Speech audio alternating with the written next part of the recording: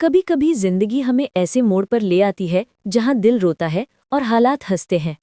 एक मासूम लड़की नेहा, जिसने अपने पापा की जान बचाने के लिए अपनी जिंदगी की सबसे बड़ी कुर्बानी दे दी।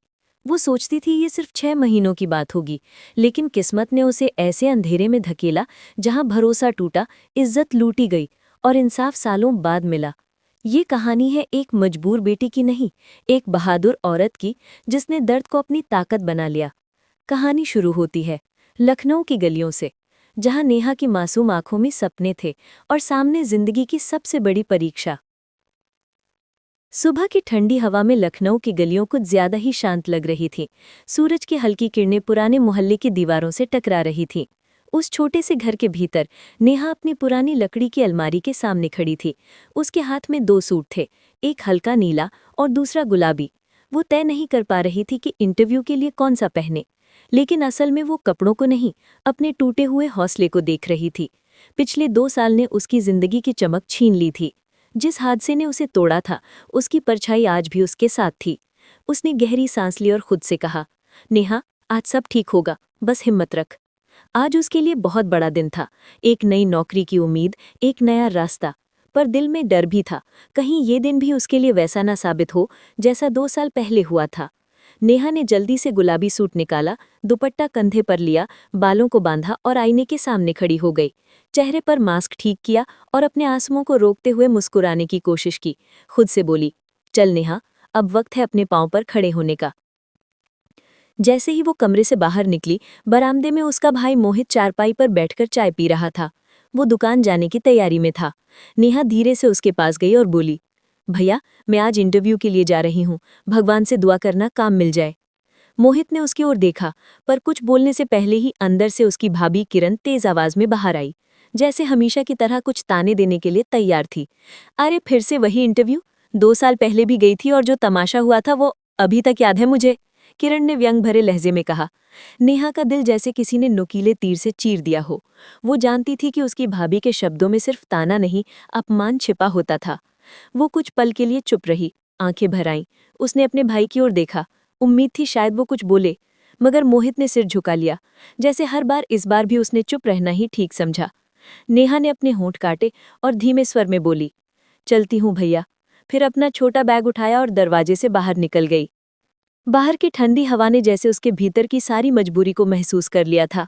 सड़क पर चलते हुए वो सोच रही थी, क्या मैं सच में सिर्फ बोझ हूँ इस घर पर? हर कदम के साथ उसे अपनी भाभी की कड़वी बातें याद आ रही थी। 2 साल पुराना जख्म फिर से ताज़ा हो गया था। उसने आंखें बंद की और मन ही मन प्रार्थना की, हे भगवान, बस इस बार मुझे नौकरी मिल जाए, ताकि भाभी की जुबान हमेशा के लिए बंद हो जाए। कुछ देर बाद वो कंपनी के गेट के सामने खड़ी थी। बोर्ड पर लिखा था, RS ट्रेडिंग कंपनी लखनऊ। दिल जोर जोर से धड़क रहा था। उसने गहरी सांस ली और मास्क को ठीक किया, फिर धीरे से गेट में दाखिल हुई। रिसेप्शन पर बैठी एक महिला ने मुस्कुराते हुए पूछा, जी आप इंटरव्यू के लिए आई हैं? जी हाँ, नेहा ने जवाब दिया। कृपया यहाँ बैठिए, आपका नाम पुकारा जाएगा, महिला ने कहा और नेहा ने धीरे से थैंक यू कहा और सीट पर बैठ गई। कमरे में सन्नाटा था, हवा में थोड़ा तनाव था।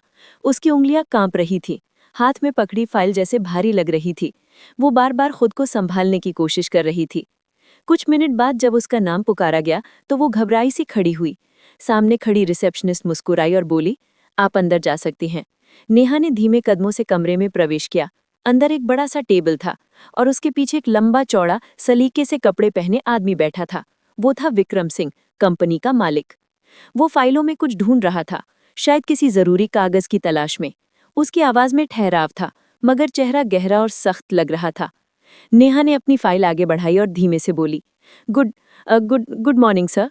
उसकी आवाज कांप रही थी, जैसे डर और उम्मीद दोनों साथ हों। विक्रम ने सर उठाकर उसकी तरफ देखा।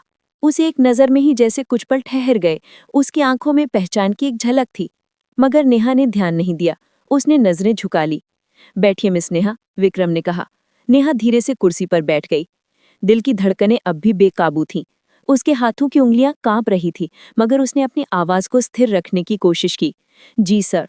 विक्रम ने उसके दस्तावेज देखे, फिर बिना ऊपर देखे बोला, आपको काम के नियमों की जानकारी होगी, कंपनी में अनुशासन बहुत जरूरी है। नेहा ने सिर हिलाया। जी सर, मैं पूरी कोशिश करूंगी कि कोई गलती ना हो। कुछ पल के लिए खामोशी छा गई। विक्रम ने फाइल से नजरें हटाईं और उसकी ओर देखा। आपको यहाँ काम करने में कोई दिक्कत तो नहीं है? उसने पूछा। नेहा ने नजरें झुका ली। नहीं सर, सब ठीक है। विक्रम ने कुछ पल तक उसे देखा, फिर बोला, अच्छा है, कोशिश कीजिए कि आपका ध्यान सिर्फ काम पर रहे। जी सर, नेहा ने धीरे से कहा और वहां से निकलने की इजाजत मांगी। जैसे ही वो बाहर आई उसका दिल अब भी धड़क रहा था। वो जानती थी कि किस्मत ने उसे फिर उसी इंसान के सामने लाकर खड़ा कर दिया है जिसने 2 साल पहले उसकी जिंदगी को पूरी तरह तोड़ दिया था। ऑफिस की कुर्सी पर बैठते हुए उसने अपने माथे का पसीना पोंछा और मन ही मन कहा, नहीं नेहा, अब डरना नहीं है। अब वक्त है खुद को साबित करने का। वो चाहे कोई भी हो, अब तू टूटी नहीं है। दिन धीरे धीरे गुजरता गया। नेहा काम में डूब गई, पर मन के कोने में एक अजीब बेचैनी थी। उसे महसूस हो रहा था कि कोई उसे बार बार देख रहा है। जब उसने एक बार सिर उठाकर देखा तो शीशे के पार से विक्रम की निगाहें सीधे उसकी ओर थीं। उसने तुरंत नजरें झुका ली। दिल में एक सवाल गूंजा, क्या वो मुझे पहचान गया है? ऑफिस का दिन खत्म हो चुका था। सब लोग घर लौटने की जल्दी में थे। नेहा अपनी कुर्सी पर बैठी थी, लेकिन उसका मन कहीं और भटक रहा था। कंप्यूटर स्क्रीन पर फाइलें खुली थीं, पर उसकी नज़र उनमें नहीं थी। वो बस एक ही सोच में डूबी थी, क्यों भगवान ने मुझे फिर उसी इंसान के सामने ला खड़ा किया? धीरे धीरे उसकी आंखों के सामने पुराने दिन घूमने लगे। वो 2 साल पुराना वक्त, जब उसकी जिंदगी की सबसे बड़ी परीक्षा शुरू हुई थी। रात के करीब 10 बजे थे। लखनऊ के उसी छोटे से घर में नेहा अपने कमरे में बैठी किताब पढ़ रही थी। बाहर से ठंडी हवा आ रही थी, लेकिन उसके दिल में बेचैनी थी। वो पन्ने पलट रही थी, पर दिमाग किसी और ख्याल में था। अचानक उसे लगा जैसे किसी ने उसके पापा का नाम पुकारा। पापा? उसकी नज़र दरवाजे की तरफ गई, फिर उसे वही आवाज़ फिर सुनाई दी, इस बार कमज़ोर और दर्द भरी। वो झट से उठी और बाहर दौड़ गई। सामने का नज़ारा देखकर उसकी रूह कांप गई। उसके पापा रमेश वर्मा चारपाई पर बैठे थे, एक हाथ अपने सीने पर रखा हुआ था। चेहरे पर दर्द साफ झलक रहा था। पापा, क्या हुआ? नेहा ने घबराकर बोली, लेकिन उनके होठों से कोई आवाज़ नहीं निकली, बस एक हल्की कराह। वो दौड़कर उनके पास बैठ गई, हाथ पकड़ते हुए रो पड़ी। भैया, भाभी, जल्दी आओ। मोहित और किरण दौड़ते हुए आए। क्या हुआ पापा को? नेहा ने घबराई हुई आवाज़ में कहा। दिल पर हाथ रखे हैं, शायद हार्ट अटैक है। पल भर में सबके चेहरे सफ़ेद पड़ गए। मोहित ने जल्दी से पड़ोसी को आवाज़ दी, अरे कोई गाड़ी बुलाओ जल्दी। मोहल्ले के कुछ लोग मदद को आ गए। किसी ने गाड़ी मंगवाई और पापा को उठाकर बाहर ले गए। नेहा की आंखों में आंसू रुक नहीं रहे थे। वो लगातार भगवान से दुआ कर रही थी कि बस पापा को कुछ हो ना। अस्पताल पहुंचते पहुंचते देर हो चुकी थी। डॉक्टर भागते हुए आए, तुरंत स्ट्रेचर पर डालकर अंदर ले गए।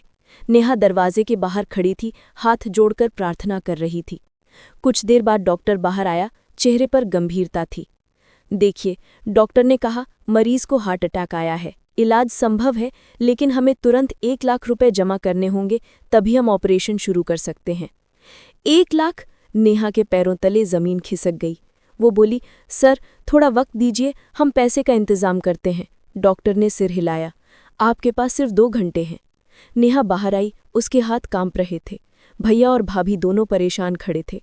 भाभी ने कहा, हमारे पास तो 10,000 भी नहीं है, 1 लाख कहाँ से लाएंगे? मोहित की आंखों में भी बेबसी थी। नेहा, अब क्या करें? नेहा के दिमाग में अचानक एक पुरानी याद चमकी। वो कॉलेज के दिन थे। एक बार कॉलेज के वार्षिक समारोह में एक बड़े बिजनेसमैन आए थे, विक्रम सिंह। उसी दिन एक हादसा हुआ था। किसी ने मंच के पास गोली चला दी थी। विक्रम वहीं खड़ा था और नेहा ने झट से उसे धक्का देकर बचा लिया था। गोली उसके बाल बाल चूक गई थी। उसी वक्त विक्रम ने उसकी बहादुरी की तारीफ की थी और अपना कार्ड देते हुए कहा था कि अगर कभी भी ज़रूरत पड़े, मुझसे संपर्क करना। उस वक्त नेहा ने बस मुस्कुरा दिया था, लेकिन आज वही कार्ड उसके दिमाग में घूम रहा था। उसने बैग में से पुरानी डायरी निकाली और कार्ड ढूंढा। सामने लिखा था, Vikram Singh, director, VS group of industries. नीचे नंबर भी था। उसका दिल धड़कने लगा। वो सोच में पड़ गई कि क्या मुझे सच में उसे फ़ोन करना चाहिए। पता नहीं वो याद भी करता है या नहीं, लेकिन पापा की हालत उसके सामने थी। वो बोली, अब हिम्मत तो करनी ही होगी। रात के 12 बजे का वक्त था। गली सुनसान थी। नेहा ने कांपते हुए नंबर डायल किया।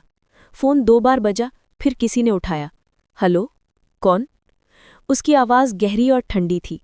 नेहा के होंठ सूख गए। वो बोली, सर, शायद आपको याद होगा, 2 साल पहले कॉलेज के फंक्शन में मैंने आपको गोली से बचाया था।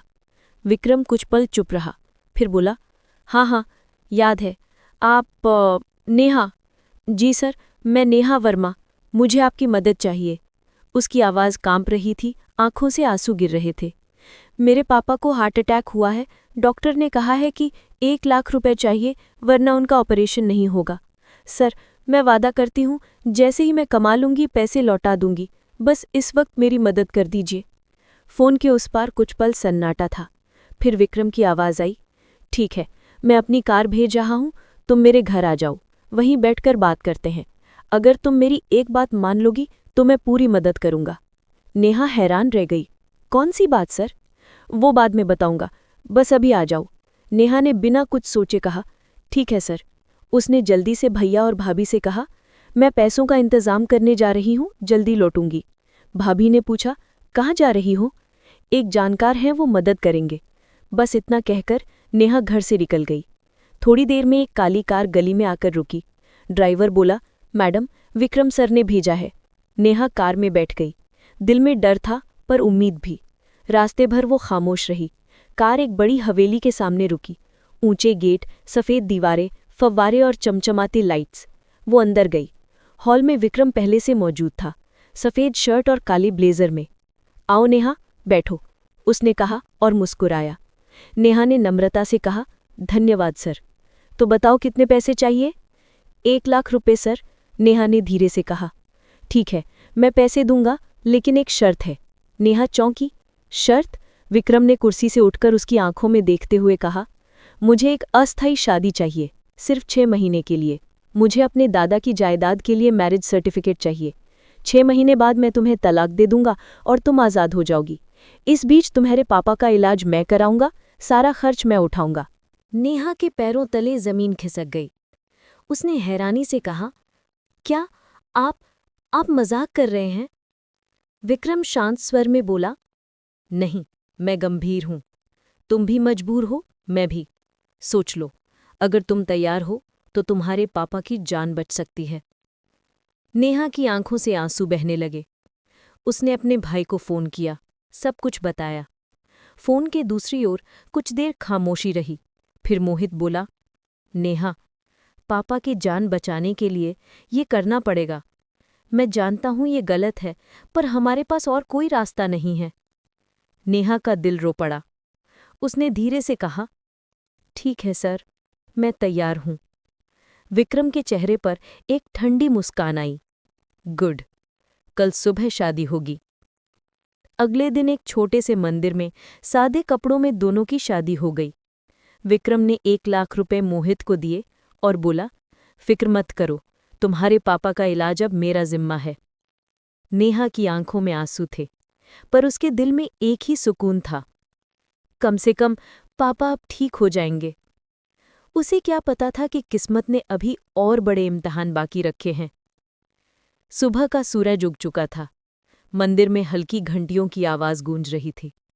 नेहा ने सफ़ेद सूट पहना हुआ था और सिर पर हल्का दुपट्टा रखा हुआ था। माथे पर सिंदूर की हल्की सी लकीर, आंखों में नमी और दिल में बोझ।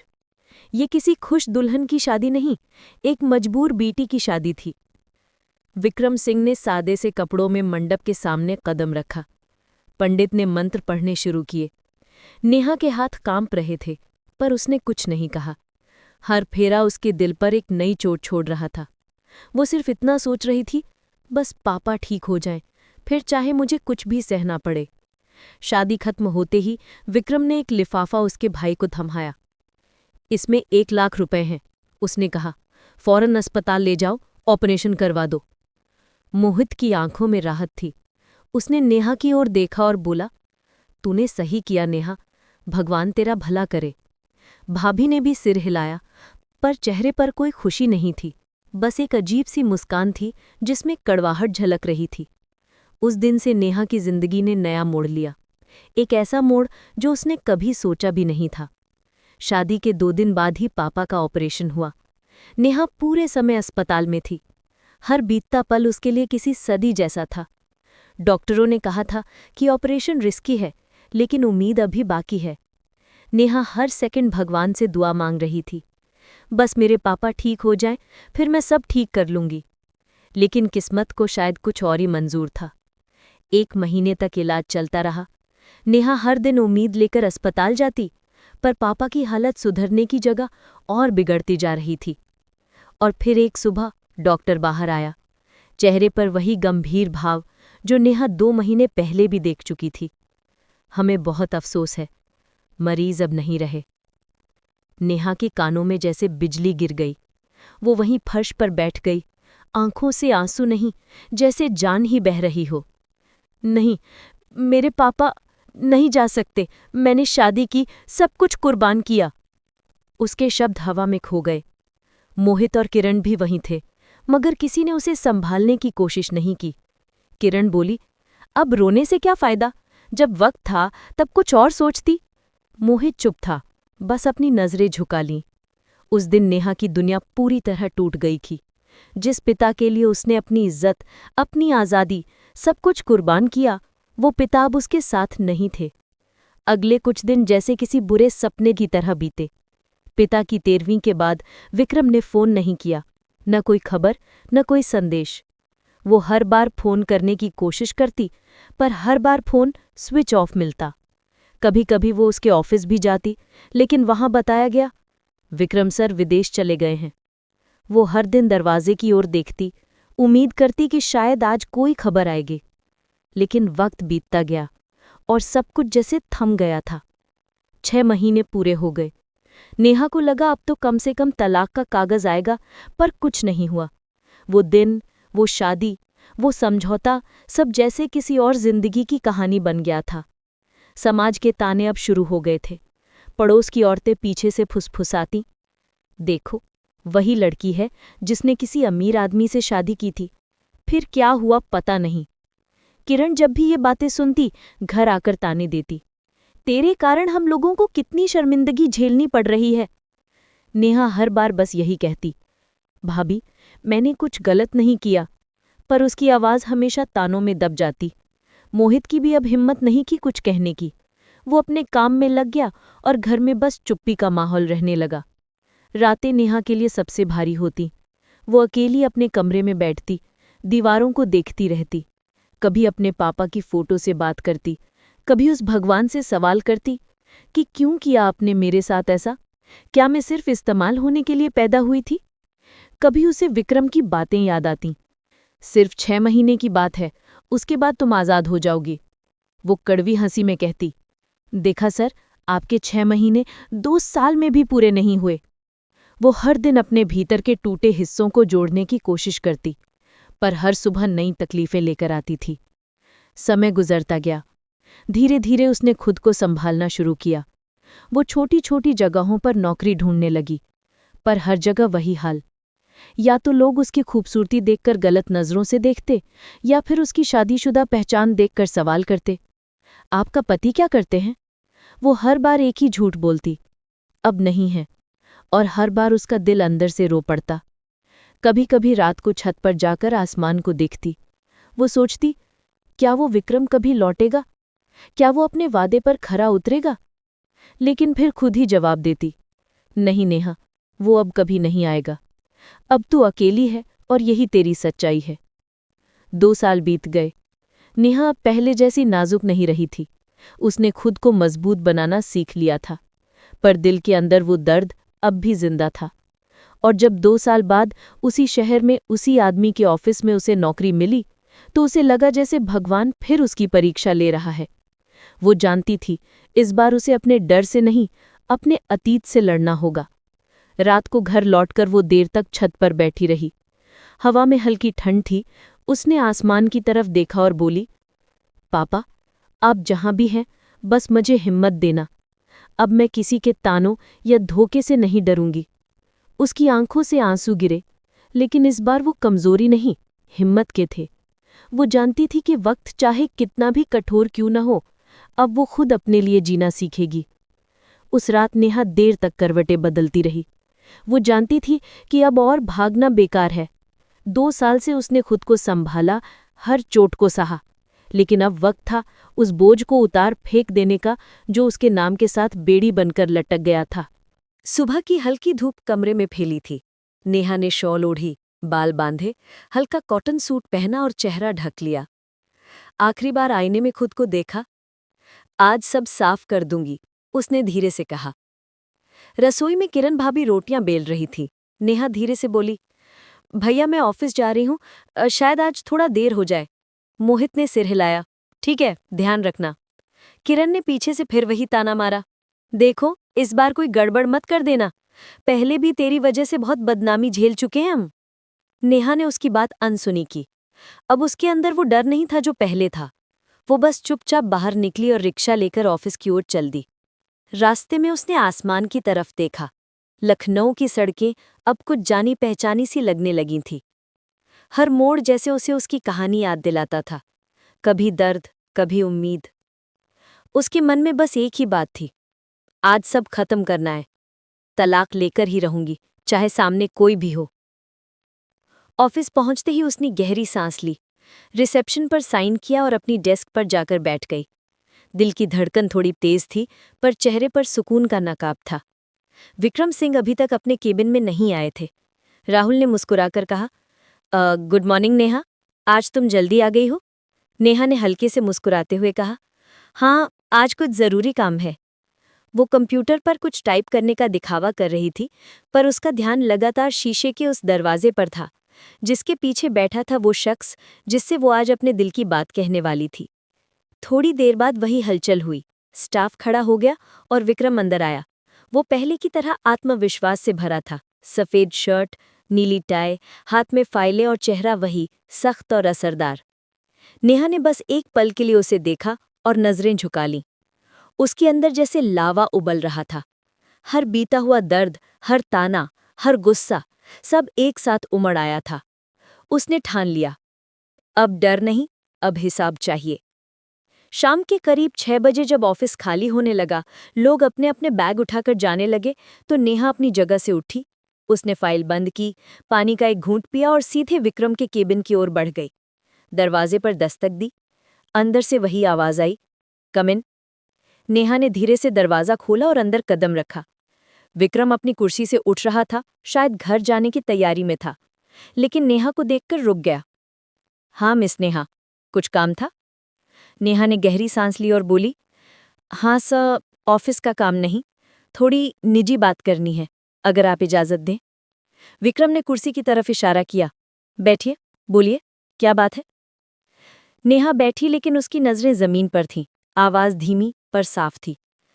सर, 2 साल पहले जो आपने किया, वो मैं शायद भूल नहीं सकी। विक्रम ने भौएं चढ़ाईं। क्या मतलब? आपको याद नहीं होगा शायद, आपने मुझसे शादी की थी 6 महीने के कॉन्ट्रैक्ट पर। विक्रम के चेहरे पर कुछ पल के लिए सन्नाटा छा गया। उसकी आंखों में हैरानी झलकी, फिर उसने खुद को संभाल लिया। तो तुम वही नेहा हो? जी वही नेहा, उसने जवाब दिया। विक्रम की आंखों में हल्की मुस्कान आई, पर नेहा के चेहरे पर गुस्सा और बेबसी थी। मैं शिकायत नहीं करने आई हूं, बस आपसे एक चीज मांगने आई हूं, मुझे तलाक दे दीजिए। कमरे में सन्नाटा फैल गया। विक्रम ने कुछ पल उसे देखा, फिर कुर्सी पर पीछे झुक गया। तलाक? उसने ठंडे लहजे में कहा। हाँ, वही जो आपने वादा किया था, 6 महीने बाद आजादी देने का। लेकिन आप तो चले गए बिना बताए, और मैं 2 साल तक बस आपकी छाया में फंसी रही। उसकी आंखों से आंसू छलक आए। आपको नहीं पता मैंने क्या क्या झेला इन 2 सालों में। हर कोई मुझे ताने मारता है, हर कोई मुझे बदनाम करता है, और मैं हर बार आपकी गैर मौजूदगी में खुद को समझाती रही। विक्रम कुछ पल तक चुप रहा। फिर उसने कहा, तुम जानती हो नेहा, मैं तुम्हें तलाक दे सकता हूं, लेकिन बदले में मुझे भी तो कुछ चाहिए। नेहा का चेहरा कठोर हो गया। मतलब? विक्रम ने हल्की मुस्कान के साथ कहा, मुझे बस एक रात चाहिए, उसके बाद मैं तुम्हें तलाक दे दूंगा। नेहा ने जैसे बिजली के झटके की तरह सिर उठाया। क्या कहा आपने? तुम सुन चुकी हो, वैसे भी तुम मेरी पत्नी हो, इतना हक तो बनता ही है मेरा। नेहा की आंखों में गुस्से की आग थी। वो खड़ी हो गई। आपको शर्म नहीं आती? आपने मेरे भरोसे का, मेरी मजबूरी का फायदा उठाया, और अब आप मुझे फिर उसी गंदे सौदे में फंसा रहे। विक्रम उठकर उसके पास आया। देखो नेहा, मैं जो चाहता हूं वो लेकर ही रहता हूं। नेहा पीछे हटी। दूर रहिए मुझसे, नहीं तो मैं चिल्ला दूंगी। पूरा ऑफिस खाली है नेहा, किसे बुलाओगी?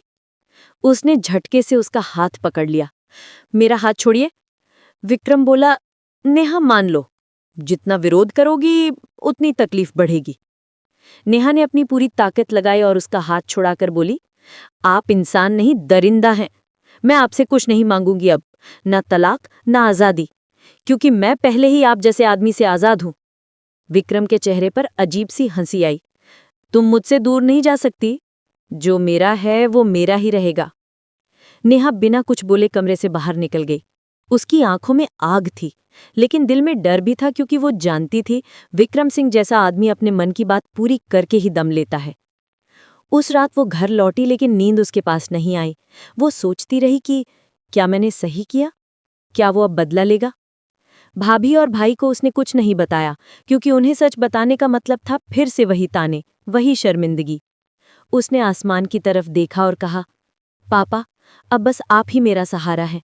मुझे किसी भी हाल में इस गंदे रिश्ते से बाहर निकलना है। अगली सुबह उसकी जिंदगी एक और मोड़ लेने वाली थी, क्योंकि विक्रम सिंह अब सिर्फ ऑफिस का मालिक नहीं, उसके दरवाजे पर आने वाला था, अपनी शर्तों के साथ, अपने नए खेल के साथ। सुबह का वक्त था। लखनऊ की गलियों में हल्की ठंड और चाय की खुशबू फैली हुई थी। नेहा अभी अभी नहाकर मंदिर के सामने दीपक जला रही थी। उसके होठों पर बस एक ही प्रार्थना थी, भगवान, आज मुझे हिम्मत देना, मैं अब किसी से नहीं डरूंगी। उसी वक्त बाहर गाड़ी के रुकने की आवाज आई। भाभी ने खिड़की से झांककर देखा।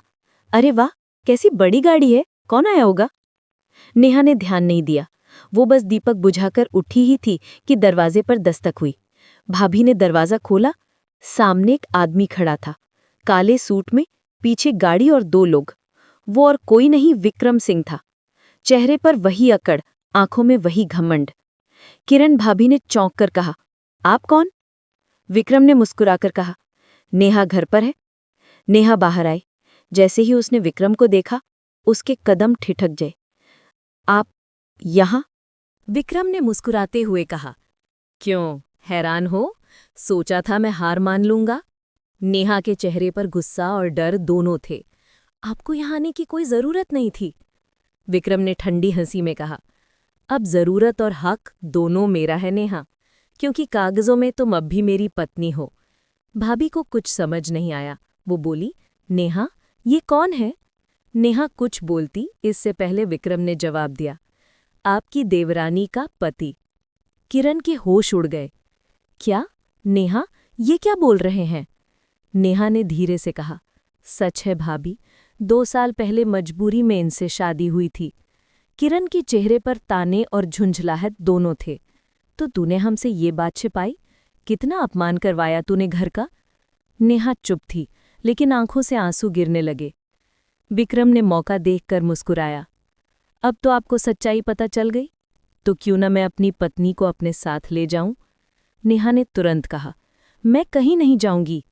विक्रम ने तिरस्कार भरे लहजे में कहा, तुम्हारे जाने या न जाने से फर्क नहीं पड़ता। कानूनी तौर पर तुम अब भी मेरी बीवी हो, और अगर चाहूं तो पुलिस भेज सकता हूं। मोहित भी अंदर से बाहर आया।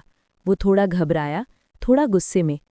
देखिए मिस्टर विक्रम, आप अमीर होंगे, ताकतवर होंगे, लेकिन हमारी बहन अब आपके साथ नहीं जाएगी। विक्रम हंसा। भाई साहब, जब मैंने उसे भूख से बचाया था, उसके पापा की जान बचाने के लिए पैसे दिए थे, तब तो कोई आपत्ति नहीं थी। अब जब मैं अपनी पत्नी को वापस लेने आया हूं, तो अचानक आप सबको इज्जत की याद आ रही है? नेहा ने आंखें बंद की। हर शब्द तीर की तरह दिल में उतर रहा था, पर उसने खुद को संभाला। आपने जो किया वो मदद नहीं थी विक्रम, वो सौदा था, जिसमें मैंने अपना दर्द बेचा और आपने अपनी जरूरत पूरी की। विक्रम का चेहरा सख्त हो गया। बहुत बोलने लगी हो नेहा, भूल गई किससे बात कर रही हो?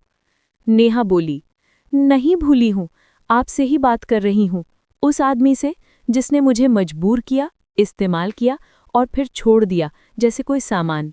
विक्रम ने गुस्से में कदम बढ़ाया, लेकिन तभी मोहित बीच में आ गया। हाथ लगाने की कोशिश भी की तो बर्दाश्त नहीं करूंगा। विक्रम ने ताने भरे अंदाज में कहा, तुम लोग गरीब हो, तुम्हारे पास न ताकत है न कानूनी सहारा। और याद रखना, मैं जो चाहता हूं उसे लेकर ही दम लेता हूं। नेहा ने गहरी सांस ली। आंखों में आंसू थे, पर आवाज मजबूत थी। तो सुन लीजिए विक्रम सिंह, अब की बार आप कुछ नहीं ले पाएंगे, क्योंकि इस बार मैं टूटी नहीं हूं, बल्कि तैयार हूं लड़ने के लिए। विक्रम ने कहा, देखते हैं किसकी जीत होती है, प्यार की, ताकत की या इज्जत की। वो पलटा, गाड़ी में बैठा और निकल गया, लेकिन जाते जाते बोला, कल तक अगर तुम मेरे घर नहीं आई तो मैं ऐसा तूफान लाऊंगा जो तुम्हारे पूरे परिवार को उड़ा देगा। रात का सन्नाटा घर में पसरा था। किरण ने अभी भी नेहा से बात नहीं की थी। मोहित परेशान था, पर उसे समझ नहीं आ रहा था कि क्या करे। नेहा कमरे में बैठी थी, हाथ में पापा की फोटो और आंखों में हिम्मत। वो बोली, पापा, अब मैं नहीं डरूंगी। उस आदमी को दिखाऊंगी कि एक औरत कितनी मजबूत हो सकती है। उसने अगले ही दिन का प्लान बना लिया। वो कानून का रास्ता चुनेगी। वो केस करेगी विक्रम सिंह के खिलाफ। अगली सुबह वो कोर्ट रोड पर गई। एक महिला वकील से मिली, रीमा दीक्षित, जो महिलाओं के हक के लिए लड़ती थीं। रीमा ने पूरी बात सुनी और बोली, नेहा, तुम्हारा केस बहुत मजबूत है। हम उसे सिर्फ तलाक नहीं, मानहानि और उत्पीड़न के लिए भी नोटिस भेजेंगे। नेहा की आंखों में हल्की चमक आई। पहली बार किसी ने उसे सही कहा था।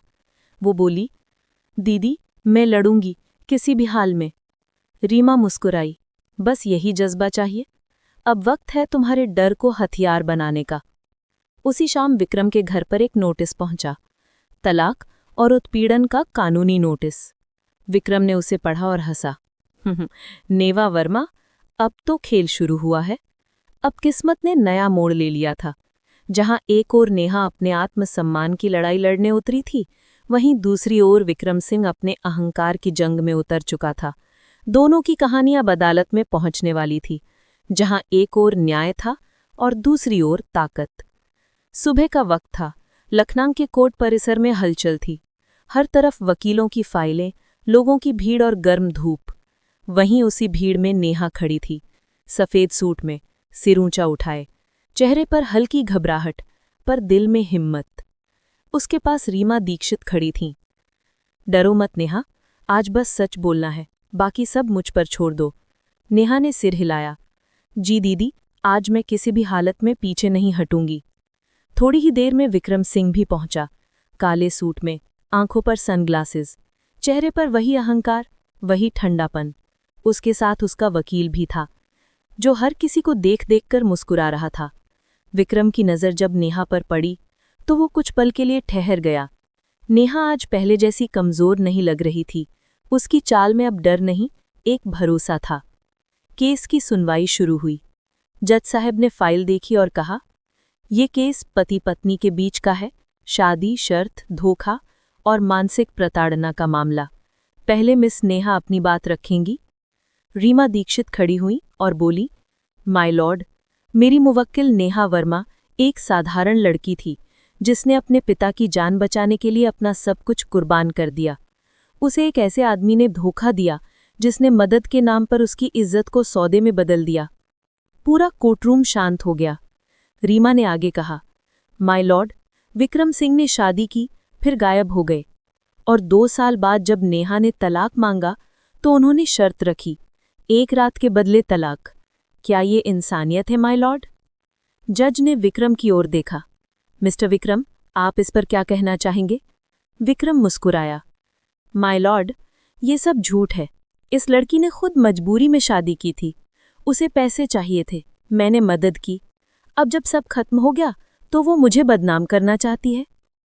रीमा बोली, माय लॉर्ड, हमारे पास सबूत है, शादी के दस्तावेज, बैंक ट्रांजैक्शन और वो फ़ोन रिकॉर्ड जिसमें विक्रम सिंह ने खुद स्वीकार किया था कि वो शादी सिर्फ ज़रूरत के लिए की गई थी। विक्रम के चेहरे की मुस्कान धीरे धीरे गायब हो गई। उसका वकील कुछ बोलने ही वाला था कि जज ने कहा, चुप रहिए, हमें सच सुनना है, नाटक नहीं। अब नेहा को गवाही के लिए बुलाया गया। वो धीरे धीरे कदम रखती हुई गवाह बॉक्स तक पहुंची। उसकी आंखों में हल्की चमक थी, आवाज़ थोड़ी कांप रही थी, पर शब्दों में सच्चाई थी। माय लॉर्ड, मैं झूठ नहीं बोलूंगी। हाँ, मैंने मजबूरी में शादी की थी, क्योंकि मेरे पापा की जान उस वक्त उस 1 लाख रुपए पर टिकी थी। मैंने अपनी जिंदगी का सबसे बड़ा फैसला उसी रात लिया, जब विक्रम सर ने कहा कि बस 6 महीने की बात है। उसकी आंखों से आंसू गिरने लगे, पर उसने खुद को संभाला। लेकिन जब मेरे पापा की मौत हुई, वो मुझे छोड़कर चले गए। 2 साल तक उन्होंने एक बार भी नहीं पूछा कि मैं जिंदा हूं या नहीं, और जब मैं उनसे आज़ादी मांगने गई तो उन्होंने बदले में मेरी इज्जत मांगी। कोर्टरूम में सन्नाटा था। नेहा बोली, माय लॉर्ड, मैं कोई देवी नहीं हूं, लेकिन मैं इंसान जरूर हूं, और अब मैं औरत होकर शर्मिंदा नहीं होना चाहती। मैं बस इंसाफ चाहती हूं, ताकि कोई और लड़की किसी विक्रम सिंह की मजबूरी ना बन जाए। उसके शब्दों ने कोर्ट में बैठे हर इंसान को झंझोर दिया, यहां तक कि जज साहब भी कुछ पल तक चुप रहे। रीमा ने जज की ओर देखकर कहा, माय लॉर्ड, हमें बस इतना चाहिए, तलाक का आदेश और विक्रम सिंह पर मानसिक उत्पीड़न का केस। जज ने सिर हिलाया। मिस्टर विक्रम, कुछ कहना चाहेंगे? विक्रम उठकर बोला, माय लॉर्ड, मैं मानता हूं कि मैंने गलती की थी, लेकिन मैंने किसी मजबूरी का फायदा नहीं उठाया, वो खुद तैयार थी। नेहा ने गुस्से से कहा, झूठ, आपने मुझे धमकाया थे सर। आपने कहा था अगर मैंने मना किया तो मेरे पापा का इलाज नहीं होगा। विक्रम की आवाज लड़खड़ाई। मैं बस। उसके शब्द गले में अटक गए। पूरा कोर्ट उसे देख रहा था। पहली बार वो आदमी जो हमेशा दूसरों पर हुक्म चलाता था, खुद सवालों के घेरे में था। जज ने दस्तावेजों पर नजर डाली और बोला, काफी सबूत हैं। कोर्ट मानता है कि मिस नेहा वर्मा के साथ अन्याय हुआ है। जज का फैसला गूंजा। नेहा वर्मा और विक्रम सिंह की शादी को आज से अमान्य घोषित किया जाता है। साथ ही विक्रम सिंह को 5 लाख रुपए का मुआवजा देने का आदेश दिया जाता है, मानसिक उत्पीड़न और अपमान के लिए। नेहा की आंखों से आंसू बह निकले, लेकिन इस बार वो खुशी के थे, सुकून के थे। वो कोर्ट से बाहर निकली, आसमान की तरफ देखा और बोली, पापा, आपकी बेटी आज जीत गई। रीमा दीक्षित ने उसके कंधे पर हाथ रखा और बोली, अब से कोई विक्रम नहीं, सिर्फ नेहा की पहचान होगी। विक्रम दूर खड़ा था, उसकी आंखों में शर्म और पछतावा दोनों थे। वो कुछ कहना चाहता था, पर नेहा ने उसकी ओर बिना देखे कहा, अब मेरे रास्ते में मत आना। अब मैं किसी की मजबूरी नहीं, अपनी ताकत हूं। कुछ महीनों बाद नेहा ने उसी लखनऊ में एक NGO खोला, नई राह नाम से। वो अब उन औरतों की मदद करती थी जो मजबूरी में चुप थीं, जो अपने दर्द को सच मान बैठी थीं। कई बार रात को जब वो छत पर बैठती तो ठंडी हवा उसके बालों से खेलती। वो मुस्कुरा देती और सोचती, जिंदगी ने चाहे जितना तोड़ा हो, लेकिन अब मैं खुद को हर दिन फिर से बना रही हूं। उसके पास अब पैसा नहीं था, न कोई बड़ा घर, पर एक चीज थी, इज्जत और खुद पर यकीन। और इस तरह वो नेहा जो कभी मजबूर बेटी थी, आज हिम्मत की मिसाल बन चुकी थी। विक्रम सिंह का नाम अब किसी अहंकार से नहीं, बल्कि एक सबक की तरह लिया जाता था कि किसी का दर्द, किसी की मजबूरी कभी किसी की जीत नहीं बन सकती। आवाज धीमी होती है, जैसे कोई कह रहा हो, जिंदगी में हार वही मानता है जो अपनी सच्चाई से भागता है, और जीत हमेशा उसी की होती है जो दर्द से डरने के बजाय उसे अपनी ताकत बना लेता है।